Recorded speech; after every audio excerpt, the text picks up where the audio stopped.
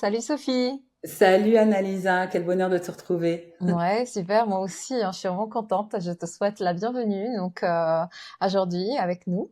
Et avant de commencer, donc tu as été invitée déjà 2 fois donc sur mon podcast.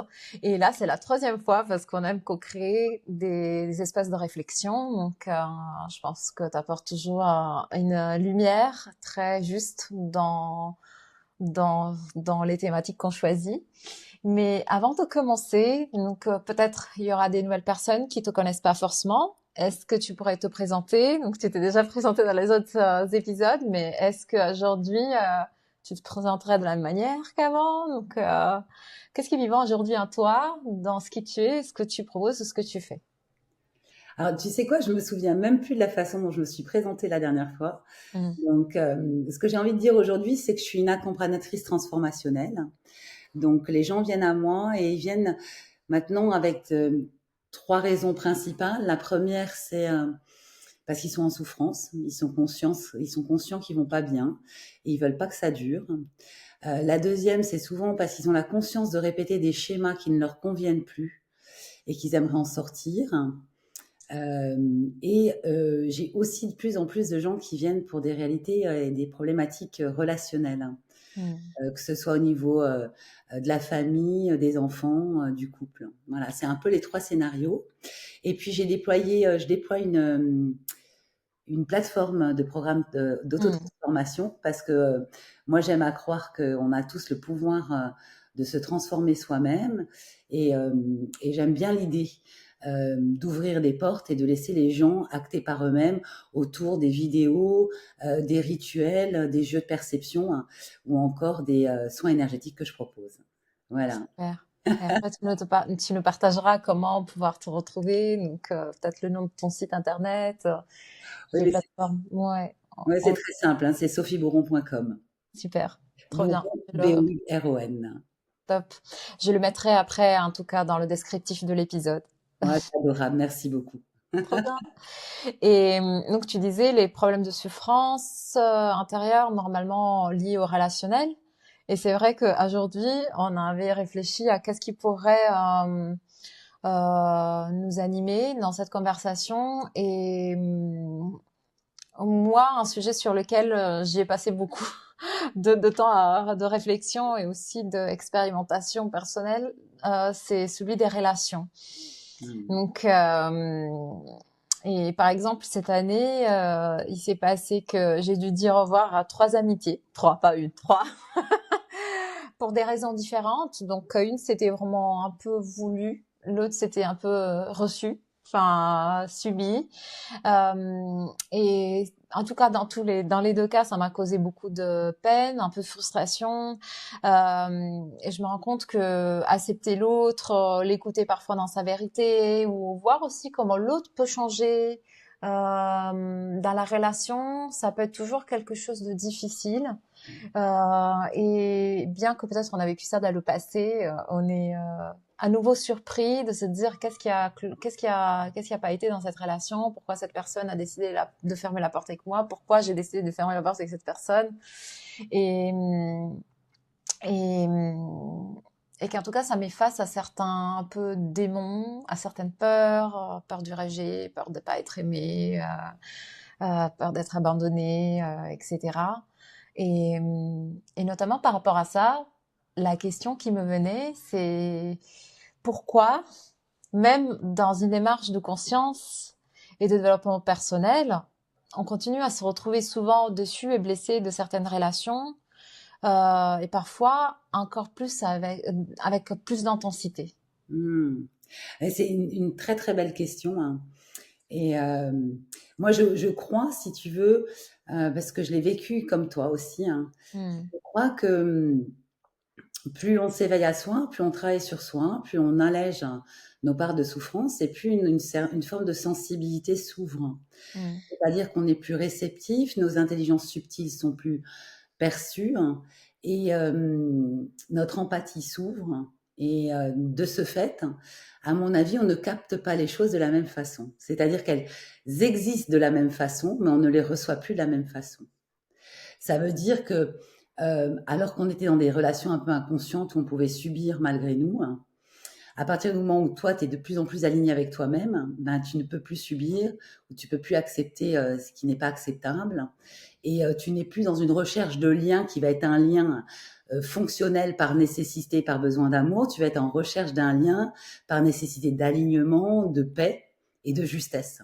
Donc, inévitablement, si ça vibre pas avec ça peut plus coexister. Donc, tu sais, on a tendance à dire qu'il y a des identités empathiques, qu'il y a des identités médioniques, etc. Mais moi, je crois qu'on est tous, on devient tous des empathes, hein, à force Mm. de guérir nos blessures. Et on devient tous des hypersensibles à force de guérir nos blessures. Mm. Nos ressentis se déploient. Et autre chose très importante selon moi, c'est que évoluer en conscience, ça signifie pas que ça facilite les choses, ça veut dire que ça les rend plus vraies. Mm. Donc, c'est pas parce que, moi, je peux dire même concrètement que plus j'ai travaillé sur moi et plus les relations ont été un enjeu exigeant et difficile. Mm. Parce que justement, cette sensibilité, ces besoins qui s'installent, qui ne s'installaient pas parce que tu as la conscience de toi, la connaissance de toi, ben ça, c'est nouveau. Ça, c'est nouveau. Et comme en plus, tu es dans une démarche de bien-être, tu es dans une quête absolue de bien-être, et donc tu es encore plus attentif à ce qui dysfonctionne. Donc, ça crée une espèce de paradoxe, et se dire, ben, comment ça se fait que j'avance avec moi-même, que je suis censée d'être plus en plus en paix, et que finalement, je suis face à des relations de plus en plus complexes. Mais en fin de compte, c'est pas la relation qui est complexe. Mm. C'est toi qui l'aperçois autrement, différemment, et qui t'ajuste à quelque chose de nouveau, c'est-à-dire un changement dans tes besoins et dans ce que tu as à vivre avec les autres. Mm. Je ne sais pas si ça répond à ta question.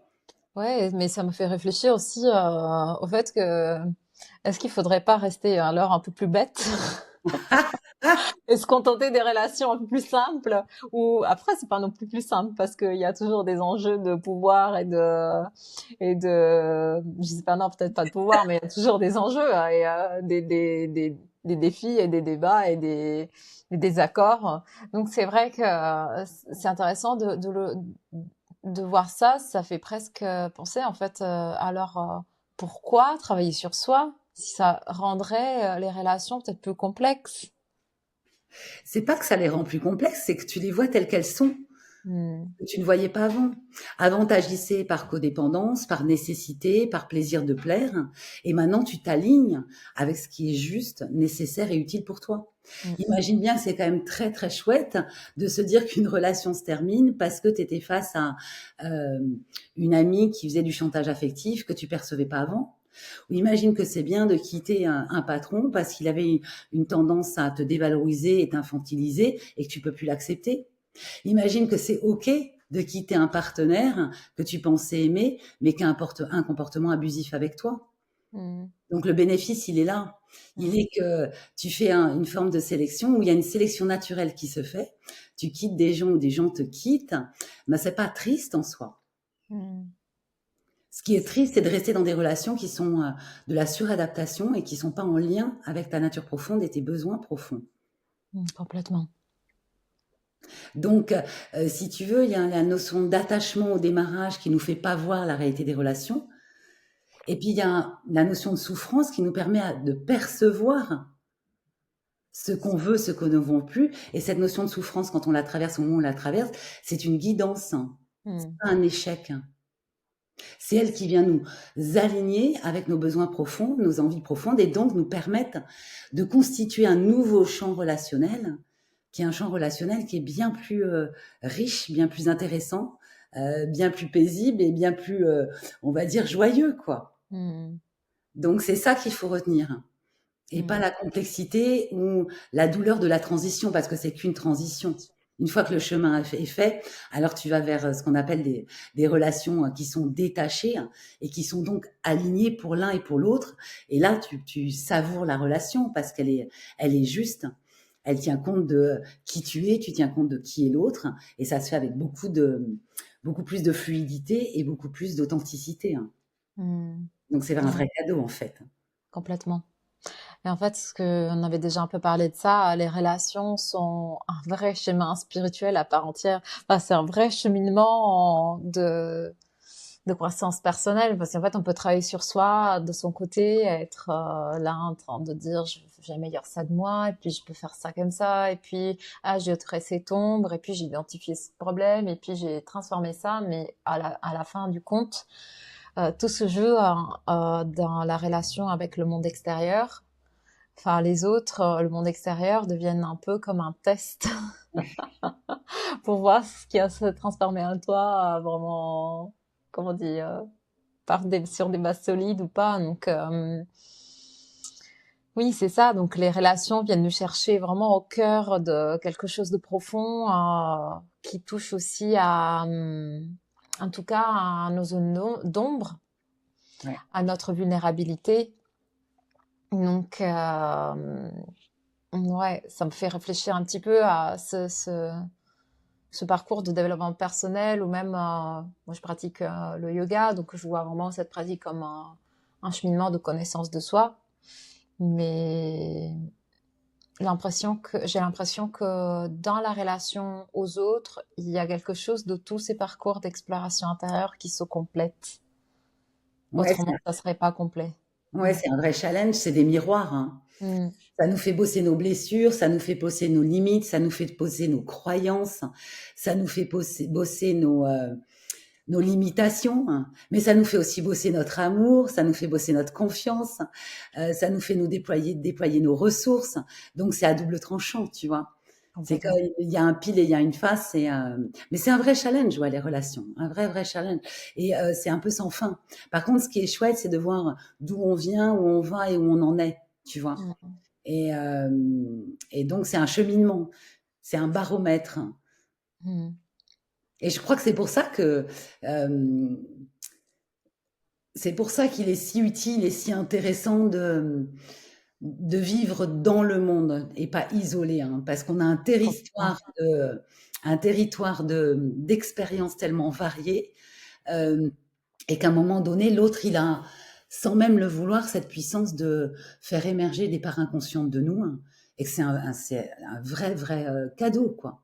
Et c'est aussi pour ça qu'on dit souvent que toutes les relations sont justes et utiles, même si elles se font parfois dans la difficulté, hein, ou Mm. dans la douleur, tu vois. Bon, après, notre job, c'est de pouvoir quitter ça au maximum et, Mm. euh, et de pouvoir, comment dire, être tellement aligné avec soi-même que ce qu'on a à vivre avec l'autre est de plus en plus simple et de plus en plus léger, hein.